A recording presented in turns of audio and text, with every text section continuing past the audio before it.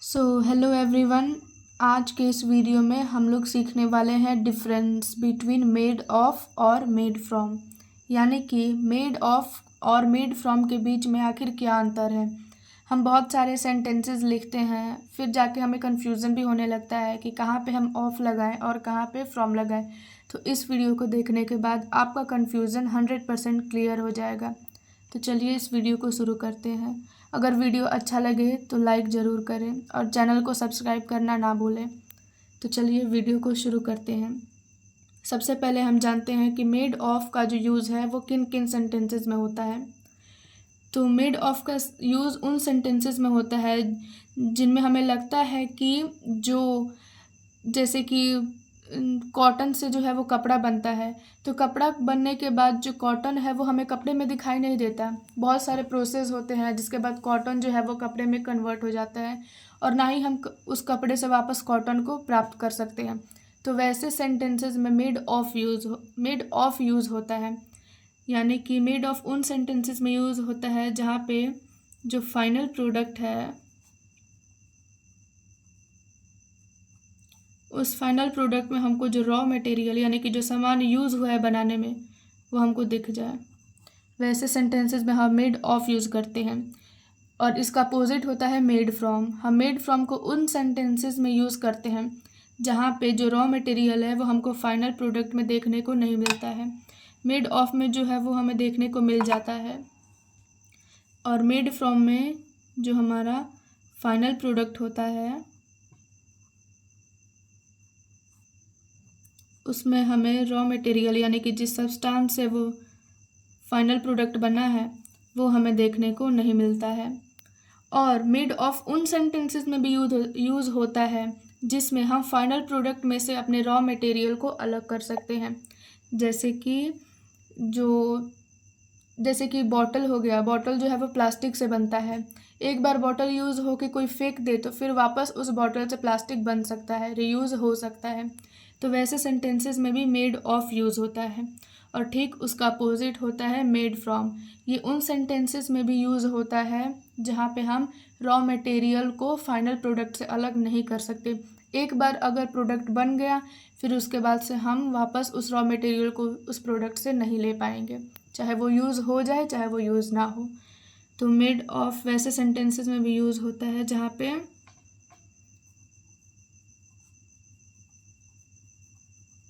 पे raw material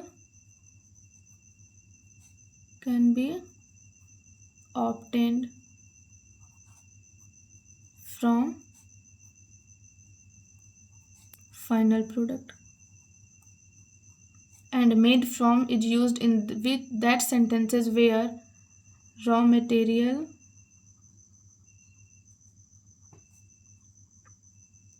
can't be obtained। वैसे भी सिंपल सी बात है, जब हमें फाइनल प्रोडक्ट में रॉ मटेरियल दिख ही नहीं रहा है तो हम रॉ मटेरियल को प्राप्त कहाँ से करेंगे।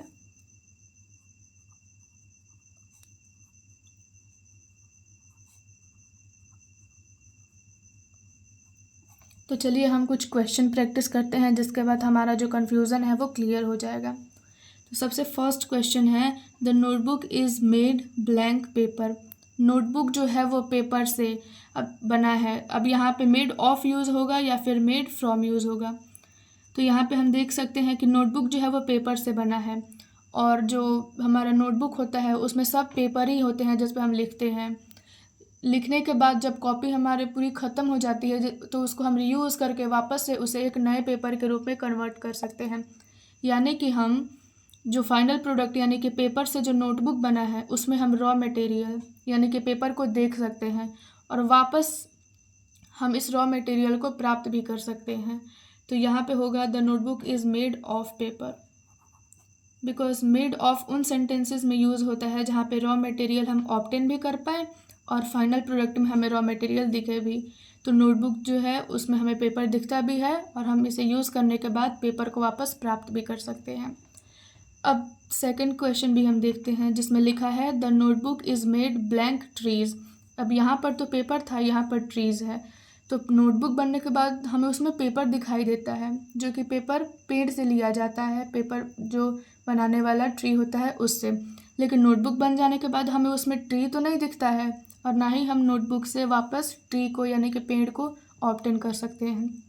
तो यहाँ पे यूज़ होगा the notebook is made from trees, क्योंकि यहाँ पे जो फाइनल प्रोडक्ट नोटबुक है उसमें हमें ट्री यानी कि जो रॉ मटेरियल है उसका कोई जिक्र नहीं है, और ना ही हम ट्री को नोटबुक से ऑब्टेन कर सकते हैं। तो यहाँ पे होगा the notebook is made from trees. The next question is paneer is made blank milk. Paneer जो है वो दूध से बनता है। अब यहाँ पे दूध से बनता है तो मेड ऑफ यूज़ होगा या फिर मेड फ्रॉम यूज़ होगा। तो यहाँ पे पनीर जो है वो हमारा फाइनल प्रोडक्ट है, और मिल्क जो है वो हमारा रॉ मटेरियल है। तो यहाँ पे पनीर बन जाने के बाद हमें उसमें मिल्क बिल्कुल भी नहीं दिखाई देता, और ना ही हम पनीर बन जाने के बाद वापस उसे दूध में कन्वर्ट कर सकते हैं। तो यहाँ पे यूज़ होगा paneer is made from trees, क्योंकि फ्रॉम उन सेंटेंसेस में यूज़ होता है जहाँ पे हमें फाइनल प्रोडक्ट से रॉ मटेरियल अलग ना कर सकें हम, और ना ही उसे ऑब्टेन कर सकें। तो पनीर से हम दूध कभी अलग नहीं कर पाएंगे, और ना ही पनीर से हम दूध बना पाएंगे, और पनीर में दूध दिखता भी नहीं है। The next question is flower pot is made blank glass.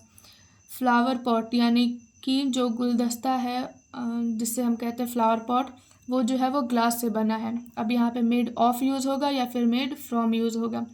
तो फ्लावर पॉट जो है वो बन जाने के बाद भी दिखता है कि वो ग्लास से बना है या फिर स्टील से बना है या फिर किस चीज़ से बना है। तो यहाँ पे जो फाइनल प्रोडक्ट है फ्लावर पॉट, उसमें हमें रॉ मटेरियल जो ग्लास है वो साफ साफ दिखाई दे रहा है, और हम फ्लावर पॉट से चाहे तो ग्लास को अलग भी कर सकते हैं।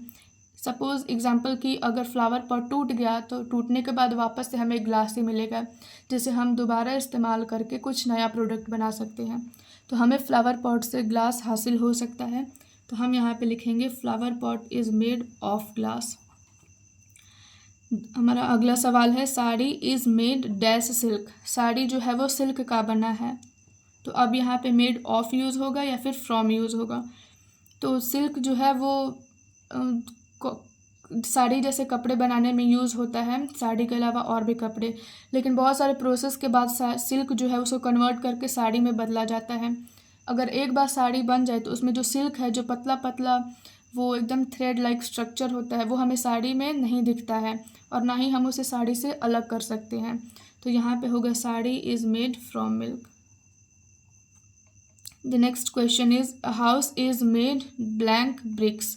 घर जो है वो ईंट से बना है। अब यहाँ पे house is made of BRICS और फ्रॉम ब्रिक्स। तो घर जो है वो ईंट से बनता है और ईंटा से। तो जो घर है वो हमारा फाइनल प्रोडक्ट है, और जो ब्रिक्स है यानी कि जो ईंट है वो हमारा रॉ मटेरियल है।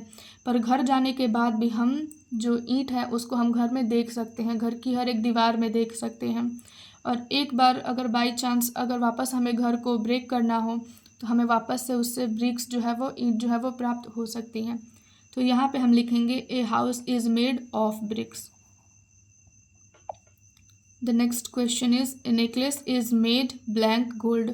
नेकलेस जो है वो गोल्ड का बना है। अब यहाँ पे होगा मेड ऑफ गोल्ड और फ्रॉम गोल्ड। तो नेकलेस जो है वो गोल्ड से बना है। नेकलेस हमारा फाइनल प्रोडक्ट है, गोल्ड जो है वो रॉ मटेरियल है। पर नेकलेस बन जाने के बाद भी दिखता है कि वो नेकलेस गोल्ड का बना हुआ है, और हम वापस उस नेकलेस से चाहें तो गोल्ड को ऑब्टेन कर सकते हैं, कोई अदर ज्वेलरी बना सकते हैं। यानी कि यहाँ पे यूज़ होगा ए necklace is made of gold, क्योंकि यहाँ पे जो फाइनल प्रोडक्ट है नेकलेस, उसमें हमें रॉ मटेरियल गोल्ड दिख भी रहा है, और हम वापस उसे ऑब्टेन भी कर सकते हैं फाइनल प्रोडक्ट से। तो यहाँ पे होगा ए necklace is made of gold. The next question is the bread is made blank flower. Bread जो है वो आटे से बना है। अब यहाँ पे मेड ऑफ फ्लावर और फ्रॉम फ्लावर। तो एक बार अगर आटे से रोटी बन जाए तो वापस हम रोटी से आटा प्राप्त नहीं कर सकते हैं, और ना ही हम रोटी में आटे को देख सकते हैं। तो यहाँ पे होगा the bread is made from flower, क्योंकि फ्रॉम का यूज़ वहाँ पे होता है जहाँ पे हम फाइनल प्रोडक्ट जो कि ब्रेड है उससे उसके रॉ मटेरियल यानी कि वो जिससे बना है उसको हम हासिल ना कर पाएँ, तो हम रोटी से कभी वापस आटा नहीं कन्वर्ट कर पाएंगे। तो यहाँ पे होगा the bread is made from flower. The next question is the bottle is made blank plastic. Bottle जो है वो प्लास्टिक से बना है। मैंने आपको मेड ऑफ का एग्जाम्पल देते हुए समझाया था कि एग्जाम्पल की अगर एक बार प्लास्टिक से बॉटल बन जाए तो दोबारा हम बॉटल को यूज़ हो जाने के बाद हम उससे प्लास्टिक वापस यूज़ कर सकते हैं, उससे उसका रीयूज़ कर सकते हैं। यानी कि बॉटल जो है वो फाइनल प्रोडक्ट है एंड प्लास्टिक जो है वो रॉ मटेरियल है। पर बॉटल के बन जाने के बाद भी जो प्लास्टिक है वो हमें बॉटल में दिखता है, यानी कि raw material that is the plastic can be seen in the final product, that is bottle. So here we use the bottle is made of plastic.